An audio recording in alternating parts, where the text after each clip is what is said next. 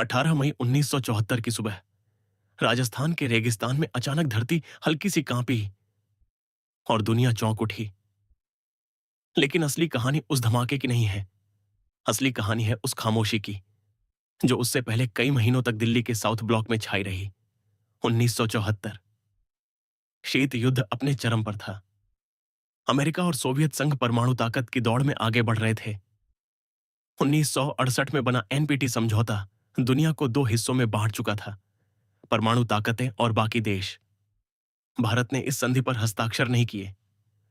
1971 के युद्ध के बाद भारत की रणनीतिक स्थिति बदली थी, लेकिन 1964 में चीन के परमाणु परीक्षण ने एक गहरी चिंता भी छोड़ दी थी। सवाल था, क्या भारत सिर्फ दर्शक बना रहेगा? नई दिल्ली में प्रधानमंत्री कार्यालय यानी पीएमओ के भीतर कुछ चुनिंदा लोगों को एक बेहद गोपनीय योजना की जानकारी थी। प्रधानमंत्री इंदिरा गांधी, उनके वैज्ञानिक सलाहकार और कुछ शीर्ष अधिकारी। बाहर किसी को भनक तक नहीं। कैबिनेट के अधिकांश सदस्य भी अंधेरे में थे। इस मिशन को सार्वजनिक रूप से शांतिपूर्ण परमाणु विस्फोट कहा गया, लेकिन इसकी तैयारी बिल्कुल सैन्य सटीकता से हो रही थी। मुंबई के पास भाभा एटॉमिक रिसर्च सेंटर में वैज्ञानिकों की एक छोटी टीम दिन रात काम कर रही थी। कोट शब्दों में बातचीत होती, फाइलों पर सामान्य शीर्षक लिखे जाते, दस्तावेज सीमित हाथों तक ही पहुंचते।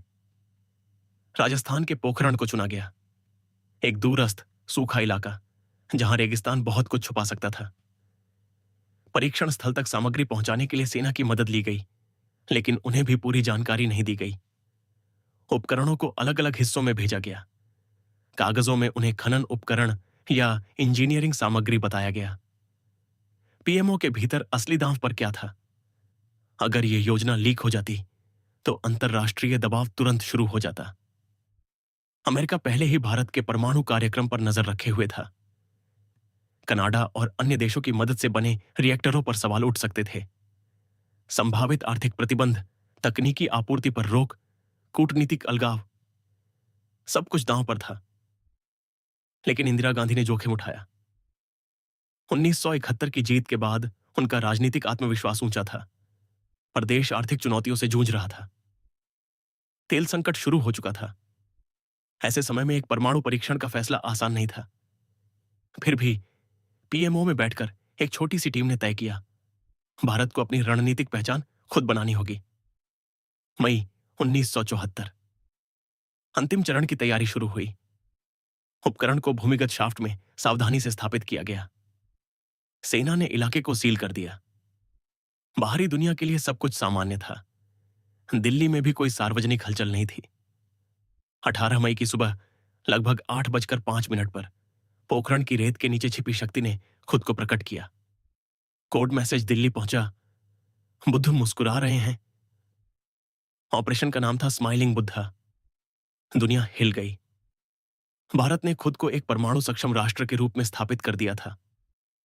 तुरंत अंतर्राष्ट्रीय प्रतिक्रियाएं आईं, तकनीकी प्रतिबंध लगे।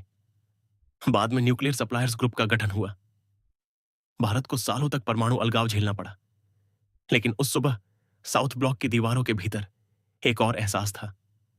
यह सिर्फ एक विस्फोट नहीं था, यह एक घोषणा थी कि भारत अपने निर्णय खुद लेगा, चाहे कीमत कुछ भी हो।